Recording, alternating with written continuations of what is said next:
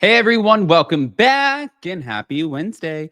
All right, guys. So obviously last night we watched the Valley reunion and there was a lot that was said, but I was actually surprised. I wasn't, but to see Andy check the out of Jesse Lally, I was like, oh, here we are. The Janet and Kristen drama, the Jax stuff. I mean, Jax gives me whiplash anyways, because I feel like he looks at Brittany and he's like, I just want to be better. And I just hope we get to a place for our son. But I did hear that she was a fan of the show and she used me. I'd hate to think that, but I'm like, dude, are you apologizing or are you not? We're going to break it all down. Before we do, if you guys haven't already, go ahead, pop off in the comment section. Let us know where you're watching from. If you're not subscribed, get subscribed to Up and Adam channel 1. And yeah, don't forget to hit that notification bell. So let's jump right in.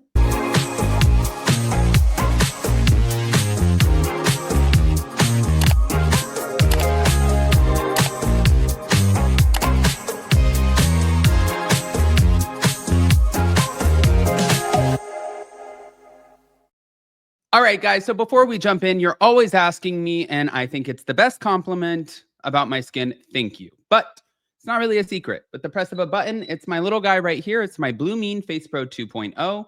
And I can change the settings, but it uses little microcurrents, and you can hear it. Sounds like a little massage.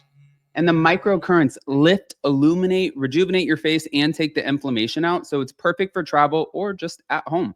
But normally, this guy is about 300. Click on the link in the description, also pinned in the comment section. You can use my hefty discount. And if you don't love it and it doesn't reduce your double chin, you get all of your money back. That is the deal I can get behind. Now with that, let's get into this. Ay, ay, ay. So Kristen last night was claiming that Janet developed this malicious alter ego when filming, pretty much saying that her on-camera behavior, it doesn't reflect who she is off camera. And what was interesting to me was Janet and Jason completely denied that she's a different person. I have known Janet for years now, off and on, like just running into her. She's always been a sweetheart. Um, and of course, her husband is going to defend her. He should defend her. I'm kind of thinking, like, don't you guys all, isn't everybody a little bit different on camera? Like when the cameras go up, I feel like you always hear that, Like, oh, okay, well, the cameras are up. You're a different person. It's like, yeah, because it's showtime. I don't know why it's so bad for Janet to be a different personality on camera when Lala Kent completely opened up on her podcast about how she is a totally different person on camera, because that's when she knows it's time to pop off and you want to catch these hands. And it's like a totally different version of her, because if you know Lala in real life, she is like the sweetest person. Then she gets on and she's a bubblegum gangsta. So I don't know. I'm just saying, I don't feel like this is like a real diss. I feel like they all do this. Now, Janet did accuse Danny of the essay, recalling this incident involving Janet, and used the legal term deliberately, obviously, to spotlight its seriousness. And yeah, that's a lot. But the group believes that Janet is exaggerating and using the term for dramatic effect. I thought that was also pretty wild, because by definition, and they talked about this on the after show, by definition, yes, it can classify as that. Just like somebody throwing water can classify as assault. I just think it was, maybe there was different wordage, because I don't think that he's out here just maliciously trying to essay anybody. So I just feel like this did get a little bit dramatic, and I think that certain words were used for impact. They were impact statements. The statements were meant to land and create a moment and a storyline to create drama for the show. And that's exactly what it did. Literally, that is exactly what it did when she mentioned essay. But Brittany confirmed that Danny makes women uncomfortable, especially when drinking. And Michelle and Brittany, they both backed up Janet's account, saying like, well, when you drink, you make women feel uncomfortable. Now, if that's the case, then dude, you got to get it together. Nobody wants to feel uncomfortable. Like, especially in situations like when you're out and about. I hate when people touch me. If somebody comes up and flirts or touches me, whatever, I'm so deadpan. I'm like, don't touch me, please. Thank you. And also, look, I understand that you're over here and you're trying to like be funny and cutesy and like flirty, but like, go away. I don't like it. And I'm sure because I get uncomfortable, I'm sure that Jasmine and other people would be uncomfortable if that's what he's doing. So I get that. Now, he did say that he does not have a drinking problem, but Jason states that everyone on the stage has alcohol issues and they were not happy with that. Kristen's like, I don't have alcohol issues. I was like, okay.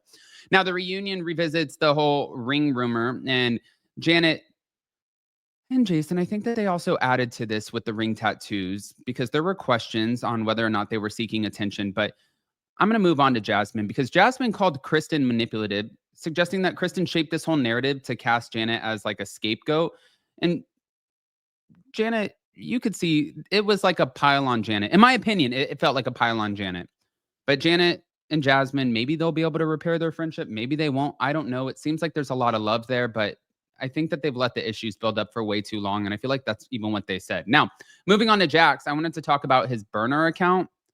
This is so funny because you could tell that he clearly does not watch the show, which I'm sure if he doesn't watch the show, if in fact that's true, like if he's pulling a Teresa Giudice, I'm sure by not watching the show, it's like,